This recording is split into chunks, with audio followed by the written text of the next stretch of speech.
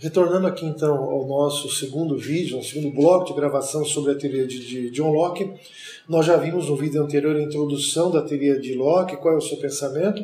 Nós temos que compreender que Locke é um defensor intransigente da ideia de liberalismo, lógico, aquele liberalismo clássico, não este contemporâneo. É um autor muito importante, embora os marxistas ouçam fazer críticas à teoria de Locke, não há como refutar que a sua teoria é aquela que está mais presente, principalmente no Brasil, constituído de uma liberal-democracia e conservadora, né, pior ainda. E nós vamos então tratar hoje alguns temas específicos sobre a teoria de Locke.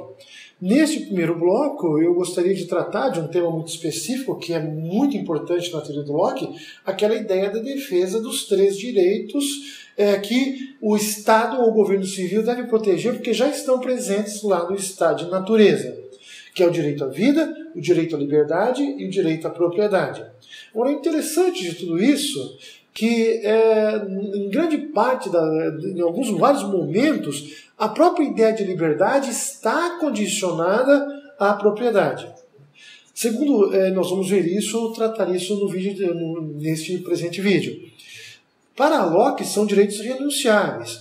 Esses direitos já estão presentes lá no estado de natureza. Quando surge o governo civil, ele surge como forma de, primeiro, estabelecer um poder instituído a partir do consentimento entre os homens, consentimento esse que vai, então, instituir as chamadas estruturas de poder, consentimento esse que vai fazer surgir o que Locke entende como poder político, que na verdade é o poder de ditar as leis, que deve então proteger a vida, deve proteger a propriedade, deve proteger o Estado contra a invasão de estrangeiros e deve então garantir a construção do chamado do bem público, naquela velha ideia dos ingleses que nós chamamos de Commonwealth.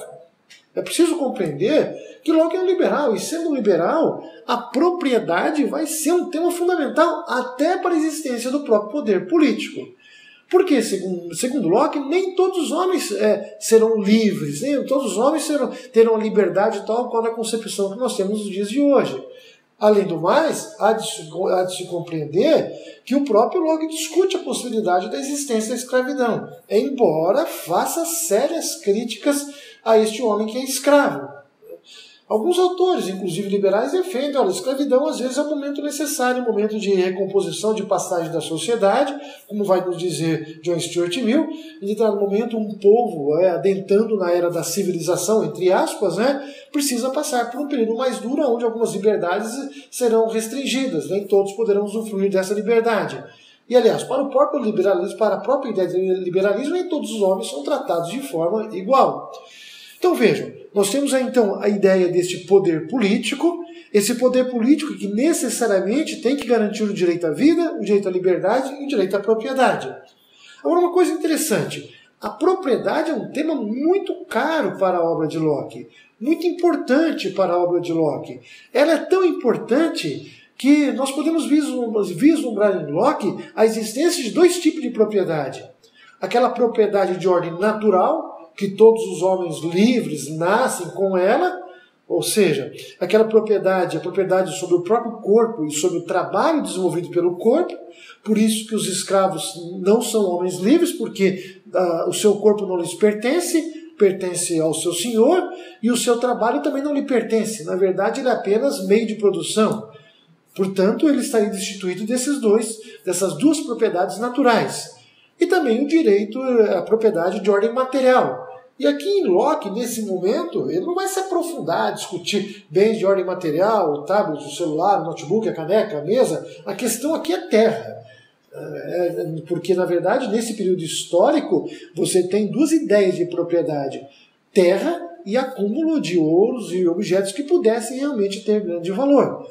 Mas a terra aqui é o tema central. Então, se nós observarmos bem, o homem que não tem a propriedade material, ele já nasce com 2 propriedades. A propriedade sobre o próprio corpo e a propriedade sobre o próprio trabalho. E é em torno, então, de toda essa teoria que se desenvolve o pensamento filosófico-político de Locke. nós temos que entender também que quando se trata de poder, Locke deixa uma coisa muito bem clara, embora não vá ter toda aquela preocupação que Montesquieu terá depois, a divisão de poderes, nós temos que entender que Locke admite a existência inicialmente de dois poderes, onde a rainha e o rei ficaria com o poder executivo e o poder de nomear os juízes, e o parlamento que ficaria com o poder legislativo, introduzindo aí a existência de um terceiro poder, que é um poder temporário, que é um poder de interesse de todos, que é o chamado poder federativo, que é o poder de decidir se vai entrar ou fazer guerra ou sair de uma guerra. Portanto, certamente esse poder tem que ser compartilhado tanto entre o poder executivo quanto o poder legislativo, deixando aí o poder judiciário para controlar as questões de ordem interna, uma vez que o judiciário nessa época não podia fazer mínima ingerência nas questões de ordem externas, que era sempre uma questão ligada muito mais a quem exercia o poder e não do poder judiciário, diferente dos dias de hoje, onde o judiciário pode sim fazer algumas intervenções a esse respeito, pelo menos aquilo que se refere às questões de ordem interna. Mas isso vocês vão ver depois lá em Direito Internacional. Então, veja o seguinte, isso é a teoria toda, do qual orbita toda a teoria de Locke. Eu tenho aqui algumas questões perguntadas para os alunos, né, nas redes sociais e de forma pessoal, durante os intervalos, né, das aulas, ou mesmo no início da semana de prova, né, da fatídica semana de prova. A prova, eu canso de dizer que a prova é meramente um detalhe técnico, né? O que vem a ser esse estado de natureza em Locke, então? Olha, o estado de natureza em Locke é um estado que antecede a formação do governo civil. Ele não é um estado tão ruim quanto era em Hobbes, mas também não é um estado tão ingênuo quanto será em Rousseau. Esse estado de natureza se caracteriza pelo homem dotado de razão, criado por Deus dotado de razão, faz uso dessa razão, conhece o direito natural, mas inevitavelmente vai acontecer algum problema onde não terei uma terceira pessoa independente, imparcial, equidistante, para julgar os resultados desse fato, desse problema de forma imparcial. E a questão do poder? É uma outra pergunta feita por um acadêmico. Como que se constitui a questão do poder em Locke? A questão do poder em Locke é central. Aliás, tanto em Hobbes, quanto em Locke, quanto em Rousseau. Só que enquanto Hobbes centra a questão do poder na figura do soberano, Locke, como um bom liberal, dá também a esse homem que é livre, que tem propriedade, condições de participar desse poder. E esse poder tem que garantir, no mínimo, a existência daqueles direitos que já estão presentes no estado de natureza, que é o direito à vida, o direito à liberdade e o direito à propriedade. Uma outra questão muito interessante levantada por alguns acadêmicos e acadêmicas, né? Algumas mulheres sapiens, né? Segundo a Dilma, nós temos então Homo sapiens e as mulheres sapiens, né? Então as mulheres sapiens, né? Me perguntaram se em Locke a propriedade é para todos. Não, não é. A propriedade, na verdade, Locke dirige a sua teoria para vamos dizer assim, uma elite, uma pequena elite, o que Marx depois, posteriormente, poderíamos dar um nome genérico de burguesia. Portanto, Locke sabe muito bem, a Inglaterra, no período em que ele constitui a sua teoria, já está cercado, o cercamento ocorre bem antes da teoria de Locke, não há terra para todos. Então, você tem homens que têm propriedade material, e tem homens que não tendo propriedade material, têm propriedade sobre o seu corpo, que pode muito bem trabalhar, e ao trabalhar, então, tirar benefícios do suor do seu trabalho. Lógico, nós não estamos no capitalismo, muito menos no pré-capitalismo, nós estamos num momento ainda que essas contradições não estão sendo questionadas, não estão sendo levantadas. Até porque Locke é um protestante, de um protestantismo bastante tradicional, que vai dizer o seguinte: olha, se você é pobre porque você é vagabundo, porque você não trabalha, porque você não quer, levanta, produza, né? Deus só ajuda quem move seus esforços. Aquela velha teoria do protestantismo lá atrás, do protestantismo clássico, assim dizer.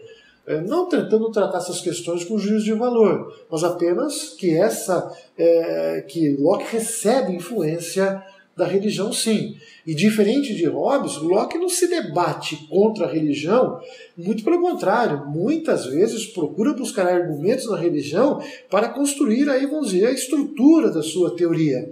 O que é algo muito interessante, e ele o faz com bastante eficiência, vamos assim dizer, com bastante competência. Dentro disso, então, era o que nós tínhamos que tratar nesse primeiro bloco, essa questão da discussão desses direitos que são direitos naturais. Espero ter contribuído aí um pouquinho para esclarecer as dúvidas de vocês. E no terceiro bloco, nós vamos discutir algumas questões mais específicas, principalmente sobre a propriedade em Locke. A todos, muito obrigado. Não esqueçam aí, então, de dar o clique, né, nas redes sociais, contribuir, inclusive, para melhorar a qualidade dos nossos vídeos, fazer sugestões, nós estamos abertos, isso é necessário e muito importante. Na verdade, a participação do aluno ela é fundamental no uso das mídias sociais e da tecnologia. A todos, muito obrigado. E aqueles que não foram alunos ou ex-alunos, mais uma vez, muito obrigado pela confiança, pelo carinho, pelo respeito e pelo tempo.